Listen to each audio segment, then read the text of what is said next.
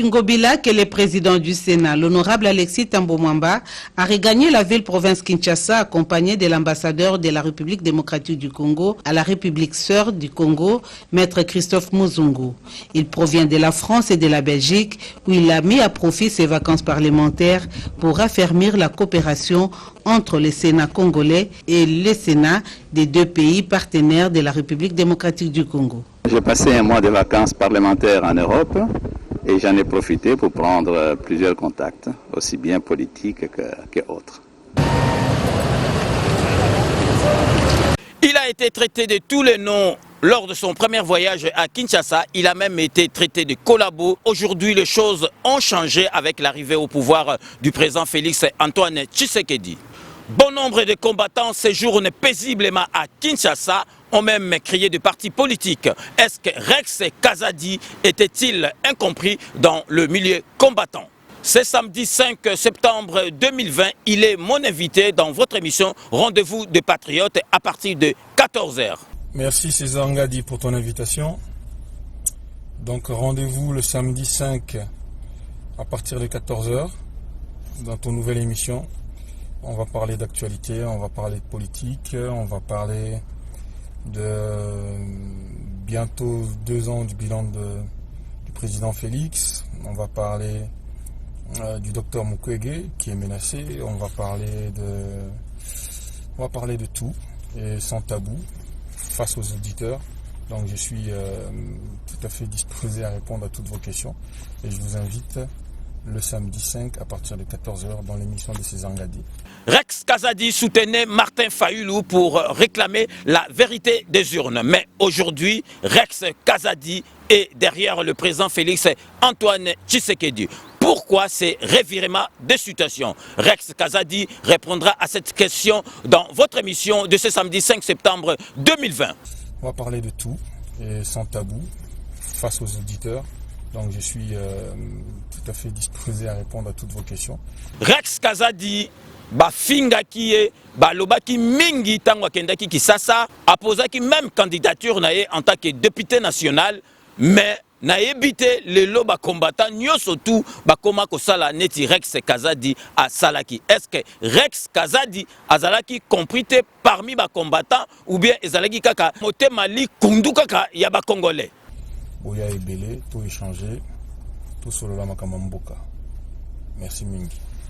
Boyebi binomoko Rex Kazadi azalaki sima ya Martin Fayulu pour nako réclamer la vérité des urnes. Mais lelo Rex Kazadi a zongi na parti na ye ya bomwana UDPS pour nako soutenir président Félix Antoine Tshisekedi. Pourquoi Rex Kazadi a bongwani lokola caméléon? Question à Rex Kazadi à répondre bino na kati ya émission il y a Rendez-vous des Patriotes il y a samedi 5 septembre 2020 à partir de 14h et puis to sengi na bino nyoso tout bo benga na ba numéro ezali ko défiler pour poser ba question na bino nyoso tout bozali na yango. Rendez-vous des Patriotes c'est ce samedi 5 septembre 2020 à partir de 14h. Merci César Ngadi pour ton invitation.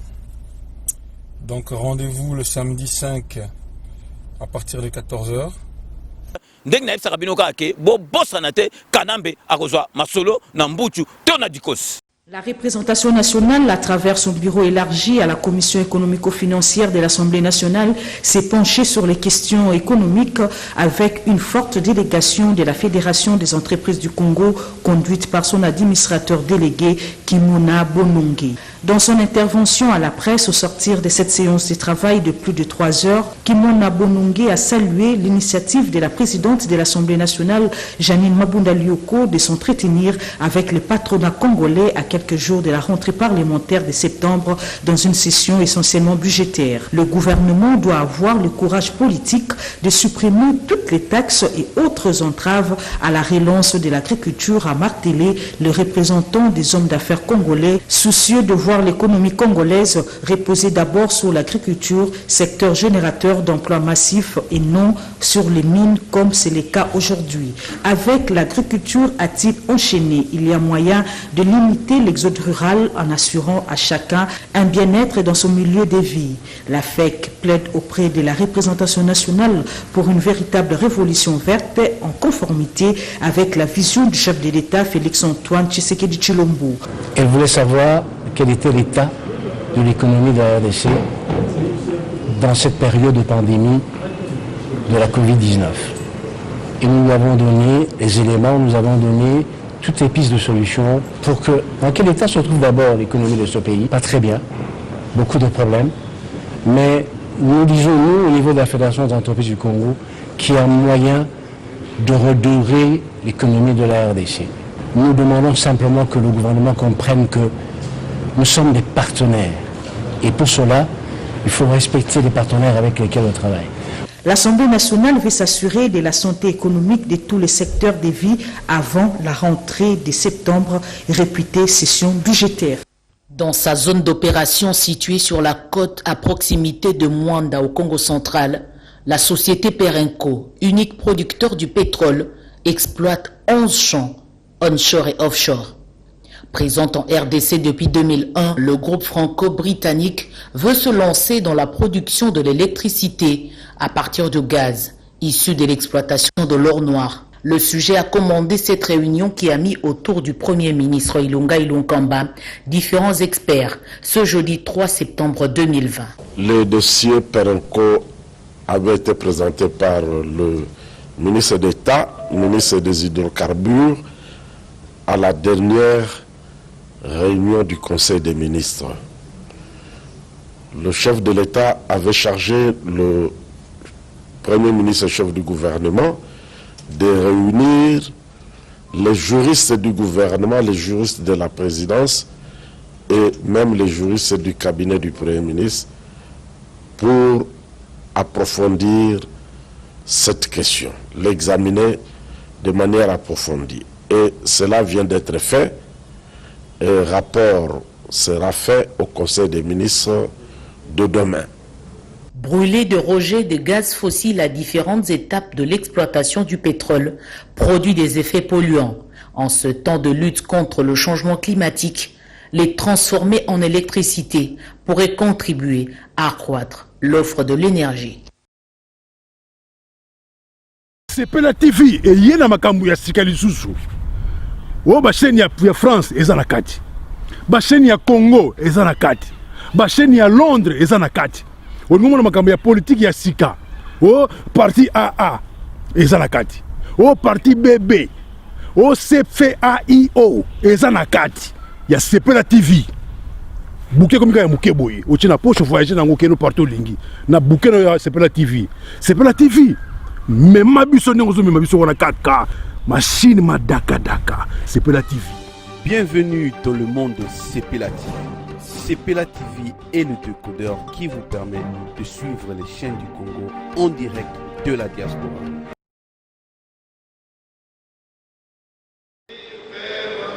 Les vice-premiers ministres, ministre de l'Intérieur, Sécurité et Affaires coutumiers, M.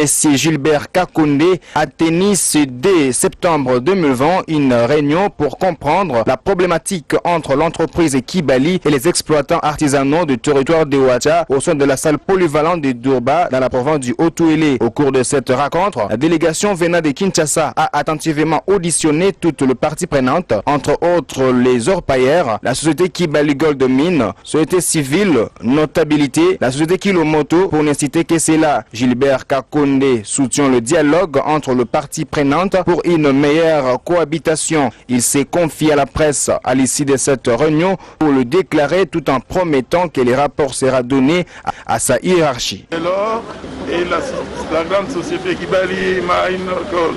Les deux parties sont disposées à dialoguer, à trouver des solutions consensuelles et nous les avons exhortés d'aller sur cette voie. De toutes les manières, la tension a baissé et comme je l'ai dit, que ce soit la société elle-même qui est prête à évaluer, n'est-ce pas, tous les engagements qui avaient été pris, notamment la création des zones d'exploitation artisanale, afin de les rendre opérationnels et de voir qui devait assumer cette responsabilité-là, de rendre ces zones accessibles et exploitables par les exploitants artisanaux. Au cours de cet entretien, le ministre de Droits humains, André Lité ACBA, a conscientisé la population et les pères en particulier à la réclamation pacifique de leurs droits, d'autant plus que la destruction méchante des édifices de l'État comme d'autrefois ne résout pas le problème, par contre le dialogue. Il faut signaler qu'après le territoire de Ouacha, cette délégation à Isiro, chef-lieu de la province de Haut-Touélé. Participants venant d'horizons professionnels divers de la République démocratique du Congo participent à la validation collective et technique de la note de cadrage. Deux membres du gouvernement, le ministre d'État, ministre de l'Emploi, Travail et Prévoyance sociale, Dr Néné Louankoulou et John Toumba de la formation professionnelle, y ont pris part par vidéoconférence aux côtés d'autres experts de la République démocratique du Congo, du Bureau international du travail et de l'UNESCO. Pour la ministre d'État, ministre de l'Emploi, Travail et Prévoyance sociale de la République démocratique du Congo, Dr Néné Louankoulou, il est temps que la RDC se dote d'un plan de référence pour la formation professionnelle de ces jeunes. Nous saluons donc la tenue de cet atelier qui, à mon avis, vient répondre aux différentes questions que nous nous sommes toujours posées. Chers participants, l'enjeu qui nous rassemble aujourd'hui, jusqu'à la validation des documents cadres, la note de cadrage, les formulaires d'enquête, bassin d'employabilité, et de nous donner des moyens à travers vos observations de doter mon pays d'un document de politique. La stratégie sectorielle de la formation professionnelle adossée à la politique de l'emploi et de la formation professionnelle afin de faire de notre pays une nation visant l'excellence à travers une main-d'œuvre qualifiée nationale et permettre une contribution remarquable à l'atteinte des ODD, notamment l'ODD 8, qui vise l'amélioration de la productivité de l'économie, l'accès au travail décent, inclusif, ainsi que l'amélioration de l'employabilité des jeunes. C'est un groupe de travail constitué de participants venant des différents secteurs, repartis dans des salles virtuelles, ont formulé des propositions pour une liste de 10 recommandations à intégrer dans la note de cadrage. Cet atelier de validation de la note de cadrage de la stratégie sectorielle de la formation professionnelle se clôture le 8 septembre prochain. Ministre du portefeuille, le professeur Kema Kwetemini Bemouna a présidé la cérémonie des signatures des contrats mandats des directeurs généraux et directeurs généraux adjoints de la JOCAMINE et de la SNCC. Ces contrats est un acte par lequel l'État congolais représenté par le ministre du portefeuille donne au mandataire le pouvoir d'agir à son nom et pour son compte. De l'application de toutes les dispositions qu'on vient de prendre pour faire monter encore plus haut nos entreprises.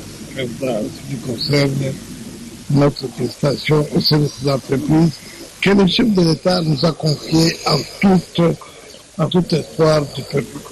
Sollicitons le soutien du chef de l'État, Félix-Antoine Tshisekedi Tshilombo, et celui du Premier ministre, Sylvestre Ilunga Ilunkamba, le ministre du portefeuille, projette imprimer une nouvelle vision et de nouvelles stratégies pour que les entreprises publiques puissent réellement contribuer au budget de l'État. Dans ce contrat, entre le mandant, qui est l'État à travers le ministre du portefeuille, et le mandataire, qui sont les DG, les DGA des entreprises, il y avait aussi un point important en complément de ce qu'ils ont dit, il y a aussi un point sur la performance.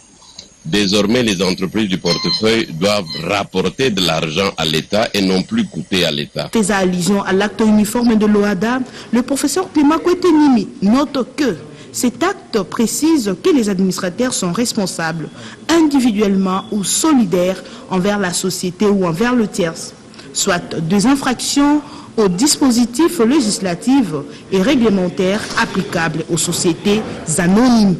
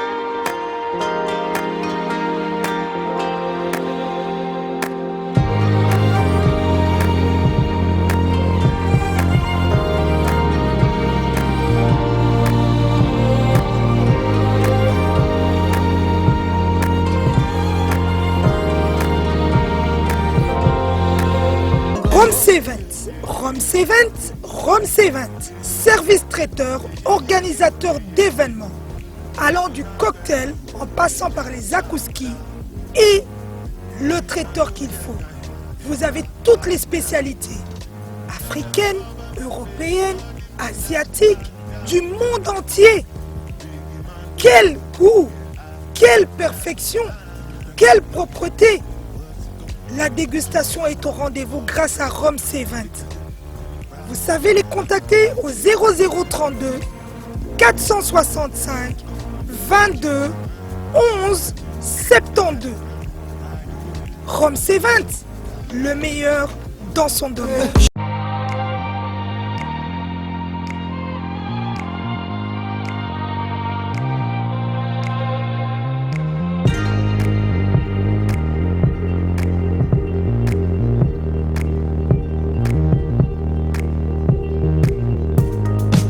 Un accord de coopération signé en marge du premier sommet Russie-Afrique qui s'est tenu à Sochi en Russie en octobre 2019 dans le domaine de la santé entre les deux États. La Fédération de Russie, par l'entremise de son ambassadeur en RDC, Alexei Sentebov, a procédé ce jeudi 3 septembre 2020 à la remise du deuxième lot de matériel médical constitué de 2 laboratoires microbiologiques mobiles dotés des équipements russes les plus modernes pour le diagnostic express. C'est là dans le cadre de la lutte contre les maladies infectieuses. La cérémonie de remise de ce matériel s'est déroulée à l'Institut national de recherche biomédicale en présence du ministre de la Santé, le Dr Eteni Longondo, du directeur général de l'Institut national de recherche biomédicale, le Dr Jean-Jacques Mouyembe, ainsi que d'autres personnalités, signalant que ce laboratoire pourront servir la population congolaise dans les coins le plus éloignés du pays, plus précisément à Kananga, dans la province du Kasaï central. Peu avant, le numéro 1 congolais de la santé, le Dr Eteni Longondo, a présidé aux côtés du vice-ministre Albert Petit-Biyombo la réunion du comité de coordination interagence du programme élargi de vaccination.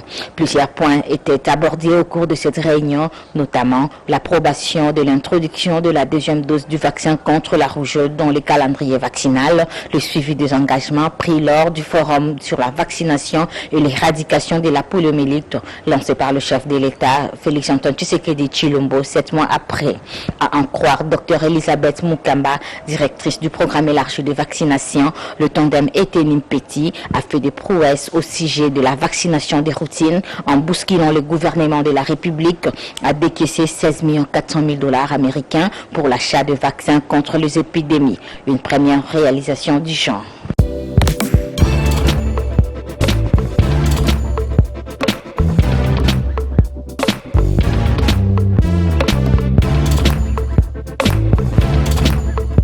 Conteneur yango todo sala adi londolé Feli Mosengo Feli todo sala conteneur ba voiture todo tina na Kisasa ba carton ezo kine Kinshasa et en plus la bonne chose voiture na yo ko tina na Kisasa te prends pas la tête yela bisongo charger biloko na yo te relivrer à domicile sans un bon oteki to zongo. C'est parti Holanda to kutasa bilongo za fikire na équipe de France.